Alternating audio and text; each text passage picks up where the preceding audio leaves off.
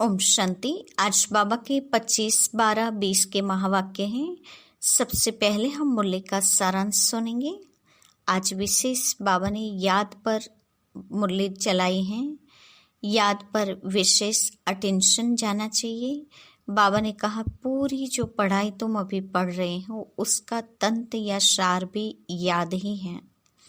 तो ये संकल्प लेना है कि जब तक जीना है तब तक बाप को याद करना है, क्योंकि इसी याद से भविष्य में आयु भी बढ़ती जाएगी। बाबा की याद से तुम खुशियां मनाते रहो। तुम्हारे लिए सदैव क्रिसमस अभी ही है। तुम्हें भगवान पढ़ाते हैं तो इससे बड़ी खुशी और क्या हो सकती है। तो यह रोज की खुशी है, इसीलिए तुम्हारे लिए ही तो अतीन्द्रिय सुख का गायन है। बाबा ने कहा तुम्हें ज्ञान का तीसरा मित्र मिला है, जिससे तुम सृष्टि के आदि मध्य अंत को जान गए हो, और यही तुम्हारी बुद्धि में ज्ञान की शक्रेन है। जैसे थोड़ी सी शक्रेन बहुत मीठी होती है, वैसे ज्ञान के 2 अक्षर मन मना भव, जिसका अर्थ है स्वयं को आत्मा समझो और दूसरा बाप को याद करो। इससे मीठी चीज और कोई नहीं है। बाप अभी आकर रास्ता बताते हैं शांति धाम और सुख धाम का। तो तुम बच्चों को खुशी होनी चाहिए। दुनिया नहीं जानती है तो खुशियां मनाएगी कैसे? तुम्हें पता है तो तुम्हें खुशियां मनानी चाहिए। धंधे दोरी करती एक बाप की याद में रहना है। जैसे लैला मजनू हीरा रांझा याद करते हैं, आशिक माशूक को याद करते रहते हैं, वैसे तुम्हें सदैव निरंतर याद में रहना है। तुम ब्रह्मा मुखवंशा वाले ब्राह्मण कुलभूषण हो, इस बात की याद रखनी है। साथ ही बाबा ने कहा इस समय तुम्हारा यह जीवन अमूल्य है, इसलिए इस जीवन के शरीर की भी संभाल करनी चाहिए, क्योंकि 5 विकारों के कारण शरीर की आयु भी कम हो गई है।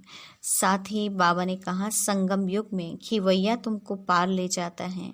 बाकी इसमें कोई खिवैया या नैया की बात नहीं है, ये महिमा है। नैया को पार लगाओ, ये महिमा केवल गाई जाती है। तो ये पूरी दुनिया ही अभी बाबा ने कहा पूरी दुनिया की नैया को पार लगाना है। पूरी दुनिया जैसे एक जहाज है। साथ ही बाबा ने कहा कि सर्विसेबल बनो, बाबा को फॉलो करो, क्योंकि मैं भी तो सर्विस करता हूँ ना। बाबा कहते हैं मैं भी रोज रोज आकर सर्विस करता हूँ। ये रथ न चले तो भी बाबा ने कहा मैं लिख कर भी देता हूँ, जिससे मुरली मिस न हो। सर्विसेबल बन करके दिखाना है। आत्मा समझ करके निश्चय बुद्धि होकर के सर्विस में लग जाना चाहिए। बाप की service on God fatherly service है। साथ ही बाबा ने कहा कि अपने को आपे ही परखना है कि मैं ऊंचे से ऊंचा इम्तिहान पास करके उच्च पद पाने के लिए लायक बना हूँ। तन की तंदुरुस्ती, मन की खुशी और धन की समृद्धि, इनके द्वारा श्रेष्ठ भाग्यवान बनना है। और बाबा ने कहा याद और सेवा दोनों का बैलेंस रखना बहुत ज़रूरी है। अच्छा, तो ये है आज के मुरली का सारांश।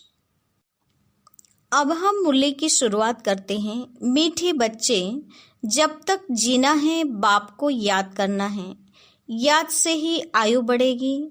पढ़ाई का तंत्र है, यानी कि सार है याद। आज विशेष बाबा ने कहा याद पर भार दिया है कि पढ़ाई का आधार भी याद है, पढ़ाई का सार भी याद है, इसीलिए याद को कभी भी छोड़ना नहीं है। आज का प्रश्न है तुम बच्चों को अतीन्द्रिय सुख गाया हुआ है क्यों? उत्तर, क्योंकि तुम सदा ही बाबा की याद में खुशियां मनाते हो। अभी तुम्हारी सदा ही क्रिसमस है। तुम्हें भगवान पढ़ाते हैं, इसमें बड़ी खुशी और क्या होगी। यह रोज की खुशी है, इसलिए तुम्हारा ही अतीन्द्रिय सुख गाया हुआ है। गीत है नयनहीन को राह दिखाओ प्रभु। ओम शांति। ज्ञान का तीसरा नेत्र देने वाला रूहानी बाप रूहानी बच्चों को समझाते हैं ज्ञान का तीसरा नेत्र सिवाय बाप के कोई दे नहीं सकता। तो अभी बच्चों को ज्ञान का नेत्र मिला है। अभी बाप ने समझाया है कि भक्ति मार्ग है ही अंधियारा मार्ग। जैसे रात में सोजरा नहीं होता है तो मनुष्य धक्के खाते हैं। गाया भी जाता है ब्रह्मा की रात ब्रह्मा का दिन। सतयुग से यह नहीं कहेंगे कि हमको राह बताओ, क्योंकि अभी तुमको राह मिल रही है। बाप आकर के मुक्तिधाम और जीवन मुक्ति धाम की राह बता रहे हैं। अभी तुम पुरुषार्थ कर रहे हो।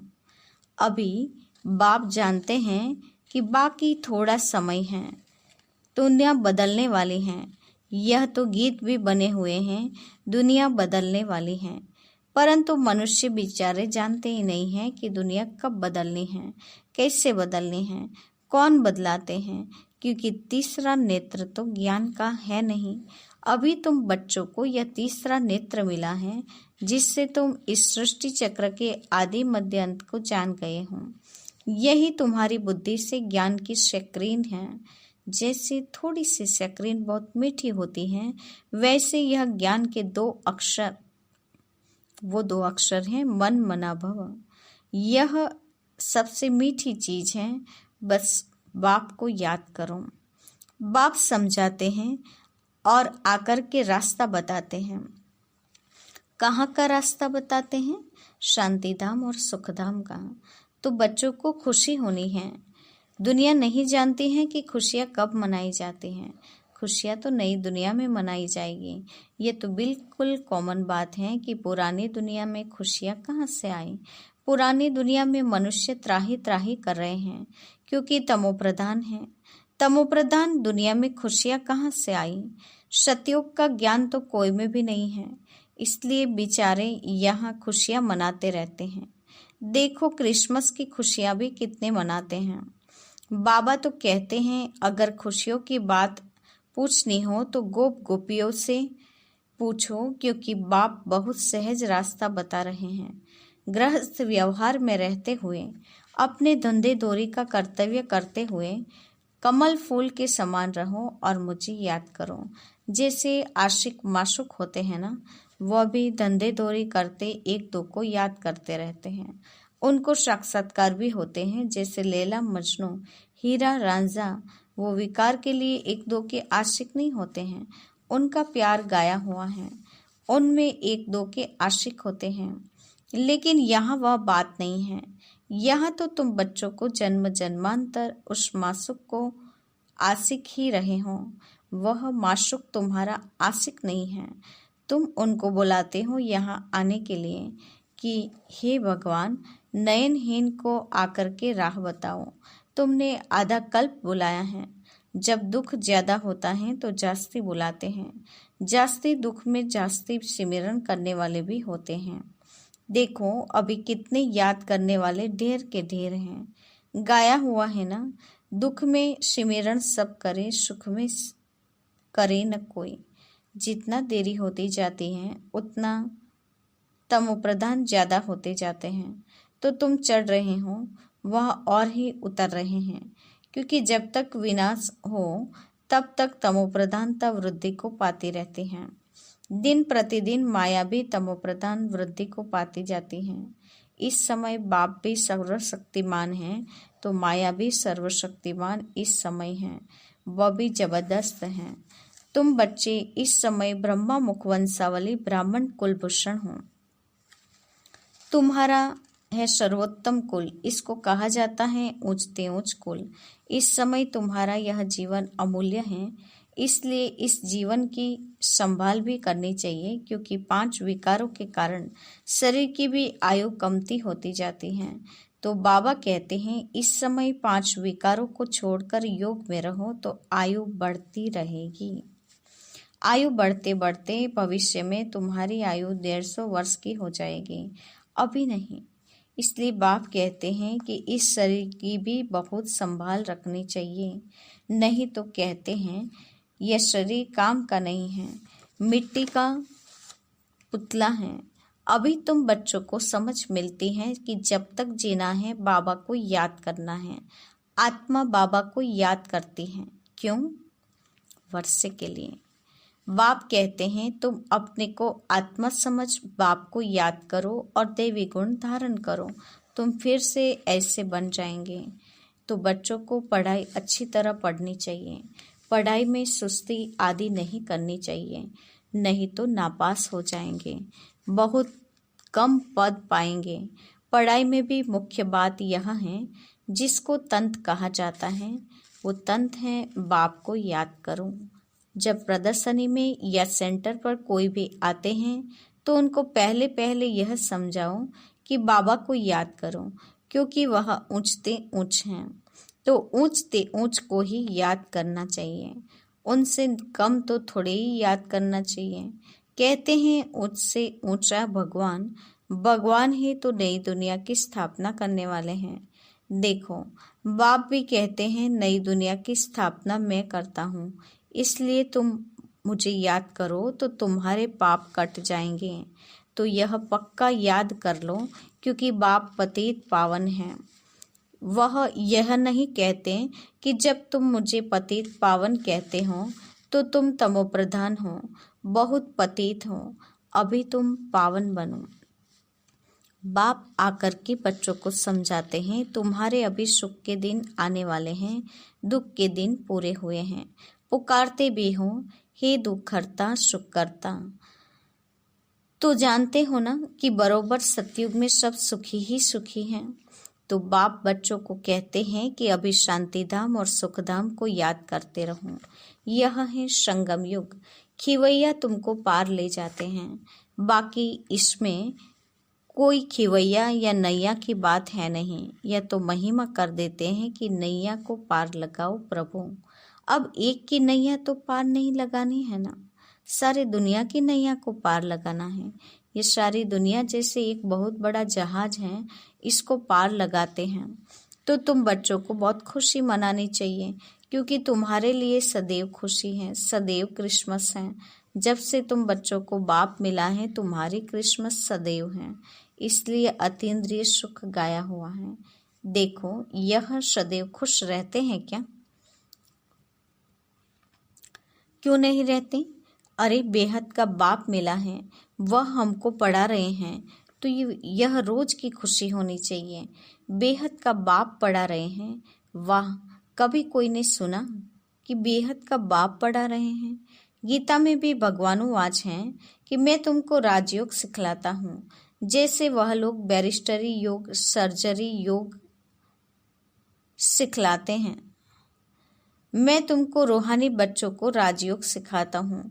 तुम यहाँ आते हो बरोबर राजयोग सीखने, मूंझने की तो दरकार नहीं। तो राजयोग सीखकर पूरा करना चाहिए ना, भागंती तो नहीं होना चाहिए। पढ़ना भी है तो धारणा भी अच्छी करनी है। टीचर पढ़ाते हैं धारणा करने के लिए। हर एक की अपनी अपनी बुद्धि होती है, किसकी उत्तम, किसकी मध्यम, किसकी कनिष्ठ। तो अपने से पूछना चाहिए कि मैं उत्तम, मध्यम या कनिष्ठ हूँ। अपने को आपे ही परखना चाहिए कि मैं ऐसे ऊंचे से ऊंचा इम्तिहान पास करके उच्च पद पाने के लायक हूँ। मैं सर्विस करता हूँ। बाप कहते हैं बच्चे सर्विसेबल बनो, बाबा को फॉलो करो, क्योंकि मैं भी तो सर्विस करता हूँ ना, आया ही हूँ सर्विस करने के लिए। रोज रोज सर्विस करता हूँ, क्योंकि रथ भी तो लिया है ना, रथ भी मजबूत अच्छा है और सर्विस तो इनकी सदैव है। बाप दादा तो इनके रथ में सदैव हैं। भले इनका शरीर बीमार पड़ जाए, मैं तो बैठा हूँ ना, तो मैं इनके अंदर में बैठ करके लिखता भी हूँ।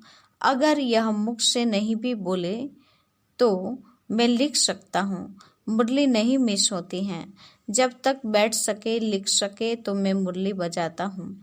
बच्चों को लिख करके भेज देता हूँ, क्योंकि सर्विसेबल होना। तो बाप आ करके समझाते हैं, तुम अपने को आत्मा समझ करके निश्चय बुद्धि होकर के सर्विस में लग जाओ। बाप की service on God fatherly service है। जैसे वह लिखते हैं ऑन हिज मैजेस्टी सर्विस, तो तुम क्या कहेंगे?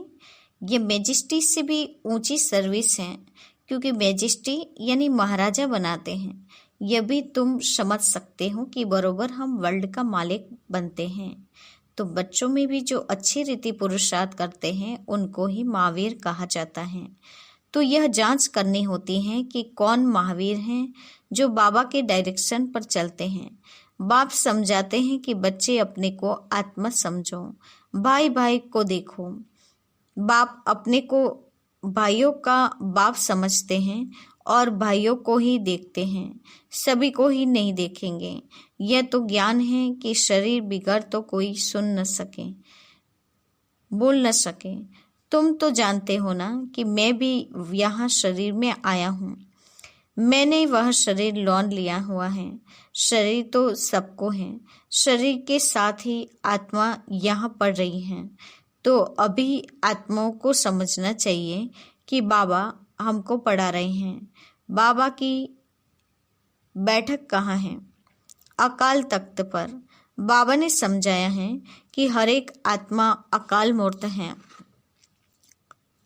वह कभी विनाश नहीं होती हैं, कभी जलती कटती या डूबती नहीं है, छोटी बड़ी नहीं होती हैं। शरीर छोटा बड़ा हो सकता है।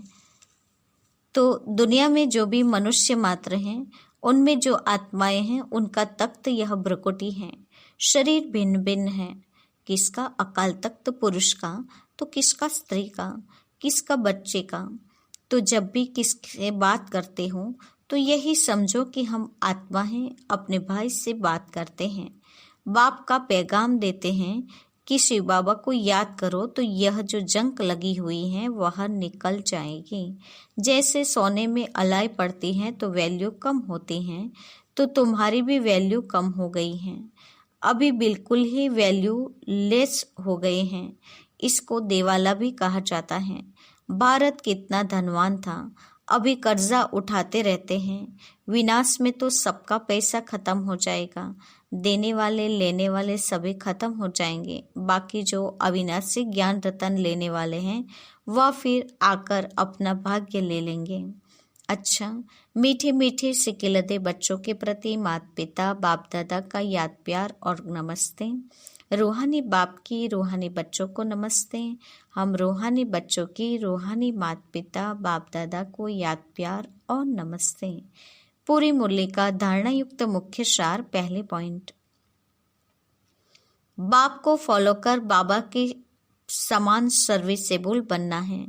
अपने को आपे ही परखना है कि मैं ऊंचे से ऊंचा इम्तिहान पास करके उच्च पद पाने के लायक हूँ। दूसरा, बाबा के डायरेक्शन पर चलकर महावीर बनना है। जैसे बाबा आत्माओं को देखते हैं, आत्माओं को पढ़ाते हैं, ऐसे आत्मा भाई भाई को देखकर बात करनी है। आज का वरदान है, तन की तंदुरुस्ती, मन की खुशी और धन की समृद्धि द्वारा श्रेष्ठ भाग्यवान भव। तन की तंदुरुस्ती, मन की खुशी और धन की समृद्धि द्वारा श्रेष्ठ भाग्यवान भव। वरदान का स्पष्टीकरण है, संगम युग पर सदा स्व में स्थित रहने से तन का कर्मभोग शूली से काटा हो जाता है। तन का रोग योग में परिवर्तन कर देते हो, इसलिए सदा स्वस्थ हो। मन मना भव होने के कारण खुशियों की खान से सदा संपन्न हो, इसलिए मन की खुशी भी प्राप्त है। और ज्ञान धन सब धनों से श्रेष्ठ है। ज्ञान धन वालों की प्रकृति स्वतः दासी बन जाती है और सर्व संबंध भी एक के साथ हैं, संपर्क भी होली हंसों से है। इसलिए श्रेष्ठ भाग्यवान का वरदान स्वतः प्राप्त है। आज का स्लोगन है, याद और सेवा दोनों का बैलेंस डबल लॉक है। याद और सेवा दोनों का बैलेंस डबल लॉक है। आज के मुख्य पॉइंट्स हैं। आज विशेष बाबा ने हम बच्चों को बताया है कि जब तक जीना है बाप को याद करते रहना है, इससे ही आयु बढ़ जाएगी। पढ़ाई का पूरा सार भी याद ही है। साथ ही बाबा ने कहा, अतीन्द्रिय सुख तुम बच्चों के लिए गायन है, क्योंकि बाबा की याद में तुम खुशियां मनाते हो। बाबा ने कहा तुम्हारे लिए अभी ही क्रिसमस है। अभी तुम्हारे लिए बाबा ने कहा सदैव क्रिसमस है, सदैव खुशी है, क्योंकि अतीन्द्रिय सुख तुम्हारे लिए गाया है। यह सदैव खुश रहते हैं, ये चेक करना है कि यह रोज खुशी होनी चाहिए। बेहद का बाप पढ़ा रहे हैं, वाह, कभी कोई ने सुना कि बेहद का बाप पढ़ा रहे हैं? ऐसी बात बाबा ने कहा यहाँ के सिवाय और कहीं सुनी नहीं होगी। बाप अभी राजयोग सिखलाकर हम बच्चों को खुशियाँ दे रहे हैं। और बाबा ने कहा फिर भी बच्चे पढ़ाई छोड़कर भागंती हो जाते हैं, क्योंकि टीचर पढ़ाते हैं लेकिन धारणा हो नहीं सकती हैं। साथ ही बाबा ने कहा तुम्हें ज्ञान का तीसरा नेत्र मिला है, उस ज्ञान के तीसरे नेत्र से तुम समझ प्राप्त करते हो। अभी ये दुनिया बदलती जाती है। साथ ही बाबा ने कहा गृहस्थ में रहते, धंधाधोरी करते, कर्तव्य करते हुए कमल फूल के समान रहो और मुझे याद करो। आशिक माशुक होते हैं तो एक दो को याद करते रहते हैं। माया भी बड़ी सर्वशक्तिमान है, तो माया भी बड़ी जबरदस्त है, उसने भी बचना है। बाबा ने कहा सर्वोत्तम कुल तुम्हारा, ब्रह्मा मुखवंशावली, ब्राह्मण कुल भूषण तुम बच्चे हो। तो ये आज का बाबा ने हम बच्चों को टाइटल दिया है। साथ ही बाबा ने कहा कि बाप की डायरेक्शन पर चलकर महावीर बनना है। बाप अभी आत्माओं को देखते हैं, उसी प्रकार बाबा ने कहा आपस में बात करो तो समझो आत्मा भाई से बात कर रहे हैं। आत्मा भाई भाई का पार्ट पक्का रखना है। अच्छा, ओम शांति।